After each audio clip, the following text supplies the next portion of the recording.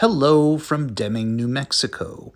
I have a thought I wanted to share about conversation and more specifically, the art of formulating questions.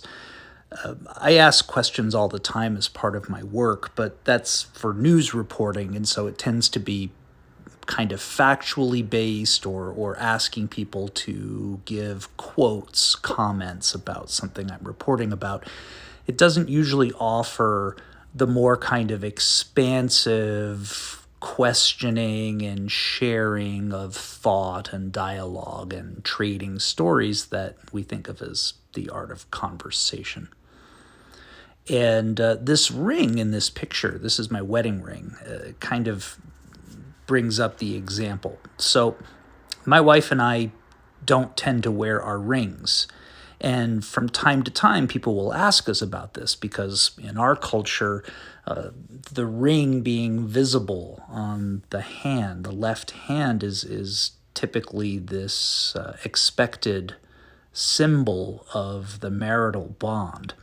And so people are curious who know that we're married why they don't see that ring on our finger.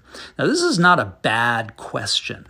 It's certainly not necessarily an offensive or intrusive question at all. It's something that people ask out of genuine curiosity.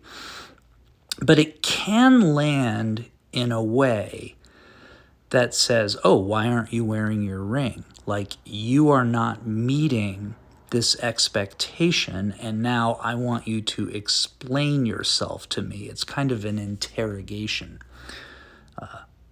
And I can respond as appropriate and explain it or not, depending on who's asking me. I mean, I don't have to explain myself to strangers but I can choose whether I want to share that or not and discuss how I conduct marriage. But there's another way to formulate that question. One can ask instead, where do you keep your ring? Right? Now, this is possibly a more evocative question. It is asking after a detail that probably has a story, a location, and it may explain the business about the ring or not. So this is my ring, as I mentioned, and it sits on an altar that I use. Now, this altar is not in public view. I live in a conservative Christian community for the most part, and my personal practices are sometimes considered alien and sinister, and I find this feedback fatiguing, so I kind of withdrawn a lot of that part of myself to a solitary space. But I do have an altar, and my ring sits there. Now, one reason I don't wear the ring, honestly, is because that ring means a lot to me, and it fits very tightly on my finger. Sometimes I have trouble removing it, and I have some anxiety about the ring getting stuck on my finger and maybe having to remove it by cutting it, and I don't want that. So instead of having it on my finger, I have it somewhere where I can see it, and it's in a special kind of space. That ring was hand carved, and there's a lot I could go into about the composition of that ring and the design and where I got it and when and all of that. And my wife, by the way, has a matching one, and that's kind of part of that story. Now, depending on who I'm talking with, we could end up having a conversation about any of a number of things. We might find ourselves talking about, well, vows and what kind of outward show do we make with our vows, or do we? We might talk about altars and how we use them and why. What do we put on them? We might talk about what are rings about anyway. What do they symbolize for us? Historically, they sometimes symbolize property, frankly, the dowry that went with a marriage. Sometimes it's something more profound. Some people don't like rings at all. I mean, the Puritans didn't like jewelry. They thought it was foolish, and they exchanged a different kind of symbolic promise to each other in marriage. So it opens up a lot of possibility for conversation now, right? But now notice that this kind of interaction is not what is modeled or encouraged on our so-called social media.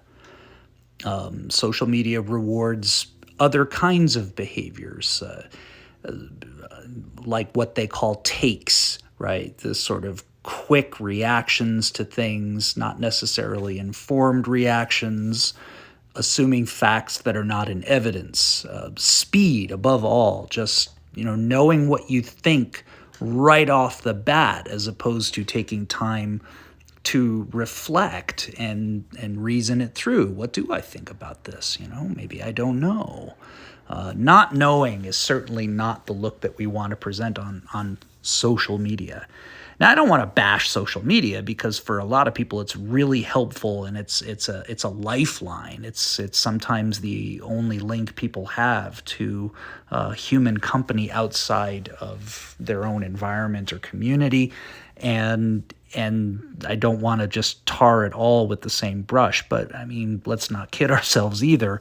A lot of social media it's no more representative of healthy human conversation, debate, discussion than porn is a healthy representation of sexuality. And a little bit like porn, it can very easily dispose us to a kind of fake, ugly, or maybe I'll say impoverished version of what it's portraying. People are not avatars. They're not collections of hot takes. Another way to think about people is that they're these ordinary looking armoires, but if you open the door, instead of finding some old musty clothes hanging inside, you might find a completely unexpected doorway onto a world that you can step into, with stories and landscapes that you might otherwise have missed entirely. And so with social media so dominant, I keep really wanting to kind of talk about conversation and the potential rewards of it. So that's enough for now, I think. Thank you for listening.